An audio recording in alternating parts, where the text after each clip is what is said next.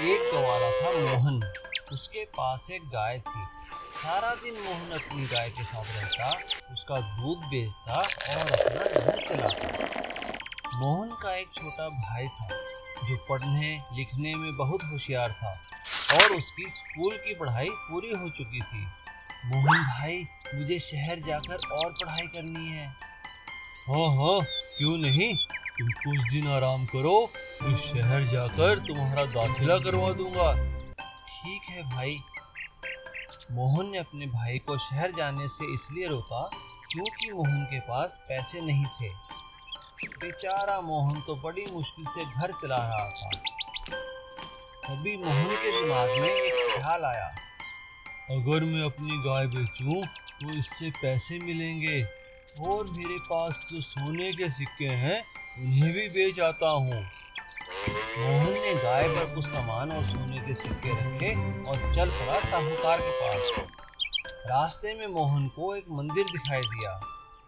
चलकर भगवान से आशीर्वाद ले लेता हूँ। मोहन मंदिर में माथा टेकने गया। तभी एक सेठ की नजर गाय पर पड़ी। बड़ी सुंदर गाय है। सेठ ने उस गाय को प्यार किया। अचानक एक सोने का सिक्का गिरा। अरे यह क्या सोना? ये मामूली गाय नहीं, यह तो सोना देने वाली गाय है।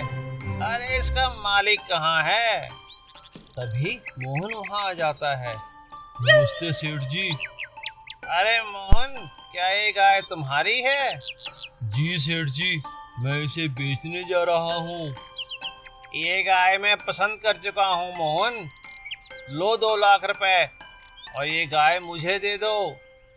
मोहन ने पैसे लिए, गाय सेठ को दी, अपना सामान उठाया और वापस घर पहुंच गया। अब मोहन के पास बहुत पैसा था। उसने अपने भाई को शहर में उच्च शिक्षा के लिए भेज दिया। काफी दिन बीत गए। फिर एक दिन मोहन को अपनी गाय की याद सताने लगी।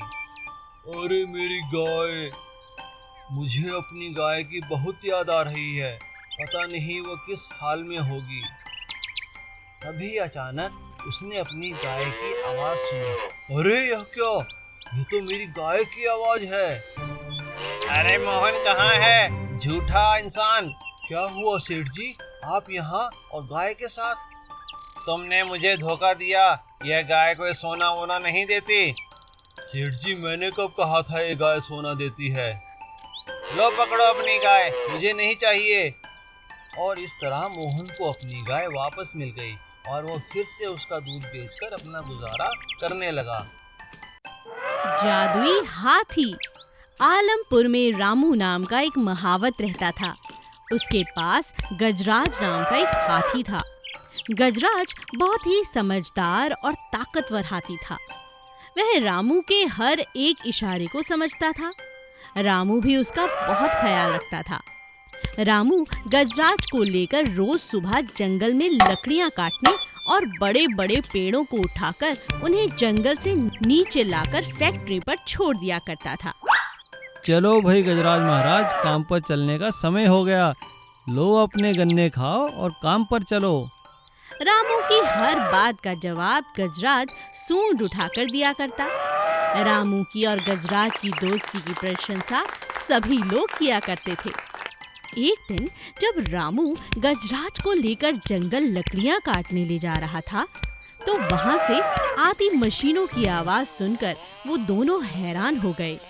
गजराज के साथ बाकी हाथी भी मशीनों की आवाज सुनकर परेशान हो गए।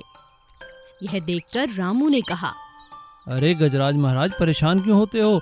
मैं तुम्हारे साथ हूँ, परेशान मत हो। रामू ने सभी महावतों से पूछा, अरे कमरू, तुम लोग हाथियों के साथ यहाँ क्यों खड़े हो? काम क्यों नहीं कर रहे? रामू, आज से हमारी छुट्टी ही समझो। देख नहीं रहे, अब मशीनों से काम लिया जा रहा है। कहते हैं कि हम लोग हाथियों पर जुल्म करते हैं और सभी हाथियों को एनिमल वेलफेयर वाले पकड़ कर ले जाएंगे। अभी सभी लोग बात कर ही रहे थे कि तभी फॉरेस्ट डिपार्टमेंट और एनिमल वेलफेयर वाले सभी हाथियों को पकड़कर ले जाने के लिए आते हैं। सभी लोग अपने हाथियों को छोड़कर इधर उधर भागने लगते हैं, लेकिन रामू गजराज को छोड़कर कहीं नहीं जाता। क्या तुम इस हाथी के महावत हो? जी जी सर, ये हाथी मेरा है। ये हाथी मेरे बिना और मैं इस हाथी के बिना नहीं रह सकते। आप जहाँ कहेंगे मैं वहीं रहूँगा और इस हाथी के साथ ही रहूँगा। तो चलो इसे चिड़ियाघर लेकर चलो, अब ये वहीं रहेगा। रामू मान जाता है।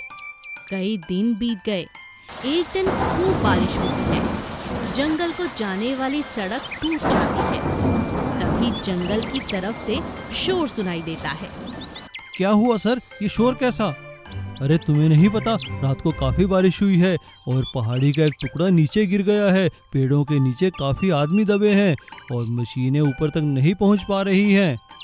सर आप मुझे गजराज के साथ वहां जाने दीजिए। मैं एक एक करके सभी लोगों को सकुशल निकाल लूंगा। एक मौका तो दीजिए। मजबूरी में ऑफिसर रामू की बात मान लेते हैं। रामू गजराज को लेकर पहाड़ी पर जाता है और सभी पेड़ों को हटाकर नीचे दबे हुए लोगों को सुरक्षित निकाल लेता है। यह सब देखकर सभी उसकी बहुत तारीफ करते हैं। रामू कहता है, यह कोई आम हाथी नहीं, यह तो मेरा जादुई हाथी है, जादुई हाथी। सरकार गजराज और रामू को इनाम देती है और उन्हें खुले में रहने की इजाजत भी मिल जाती है। मालती का जादुई नारियल। रघु समुद्र किनारे अपनी पत्नी मालती के साथ एक छोटी सी झोपड़ी में रहता था। रघु बहुत गरीब था और खाने के लिए अक्सर समुद्र से मछलियां लाया करता था। सुनो जी, आज घर में खाने के लिए कुछ भी नहीं है। जाओ तो जरा मछलियां ही पकड़ कर ले आओ। अरे भगवान, मछली मिलती तो है नहीं और मेरा तो जाल भी फटा हुआ है मेरी किस्मत की तरह। अगर फंसती भी है तो निकलकर भाग जाती है। ऐसी बात है तो लाओ, मैं तुम्हारा जाल सिल कर देती हूँ। वाह मालती, तुम तो बहुत समझदार हो। मेरी किस्मत बहुत अच्छी है जो मुझे तुम जैसी पत्नी मिली है। चलो बस अब तारीफ करना बंद करो और जाकर मछलियाँ पकड़ कर लाओ।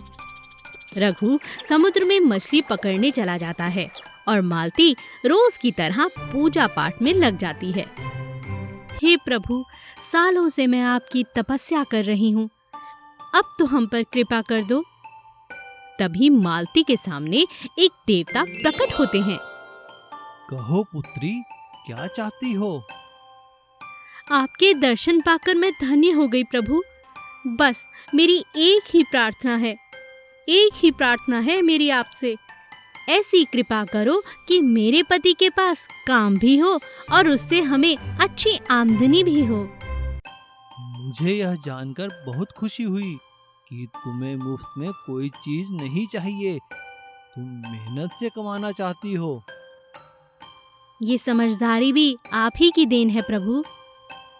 मैं तुम्हें वरदान देता हूँ कि आज से तुम और तुम्हारा पति जो भी काम करेंगे उसमें खूब धन पाओगे। उस दिन रघु को 4 मछलियाँ मिली। अरे वाह, आज तो 4 मछलियाँ फंसी हैं जाल में। मालती मछलियों को देखकर बहुत खुश होगी। आज मैं बहुत खुश हूँ। आज मुझे देवता ने भी दर्शन दिए हैं और उन्होंने हमें वरदान भी दिया है कि हम जो भी काम करेंगे उसमें हम बहुत तरक्की पाएंगे। अरे वाह, चलो इसी खुशी में आज मछलियाँ बनाते हैं। मालती ने जैसे ही मछली को काटा, उसके पेट में से कुछ बीज निकले। अरे, मछलियों के पेट में ये बीज कैसे? यह तो नारियल के बीज हैं। मैं कल सुबह ही घर के बाहर इन्हें बो दूंगी। मुझे विश्वास है कि यह बीज हमें देवता की कृपा से ही मिला है। अगले दिन मालती ने वह बीज अपने घर के बाहर बो दिए। कुछ ही दिनों में मालती के घर के बाहर 10 बड़े बड़े नारियल के पेड़ लग गए। देखो रघु, मैं कहती थी ना कि ये बीज कोई आम बीज नहीं, देवता की कृपा से ही मिले हैं। देखो, कुछ ही दिनों में ये बीज कितने बड़े पेड़ में बदल गए और इनमें अब नारियल भी लग रहे हैं। तुम कल इन पेड़ों पर चढ़कर नारियल तोड़ देना। अगले दिन रघु ने उन पेड़ों पर चढ़कर सारे नारियल तोड़ दिए और नारियलों को बाजार में जाकर बेच दिया। यह नारियल इतने अच्छे हैं, इनमें पानी भी खूब भरा रहता है। इनके दाम भी हमें बहुत अच्छे मिले हैं। मैं बहुत खुश हूँ। अगले दिन जब मालती बाहर आई तो उसने देखा कि नारियल उन्हीं पेड़ों पर फिर लग गए हैं। अरे वाह, एक ही रात में फिर से इतने सारे नारियल हो गए। चमत्कार हो गया। अब रोज सुबह खूब सारे नारियल उन पेड़ों पर लगते और उन्हें बेचकर मालती और रघु अच्छा जीवन व्यतीत करने लगे। वे दोनों हमेशा दूसरों की मदद में लगे रहते और भगवान की भक्ति में भी।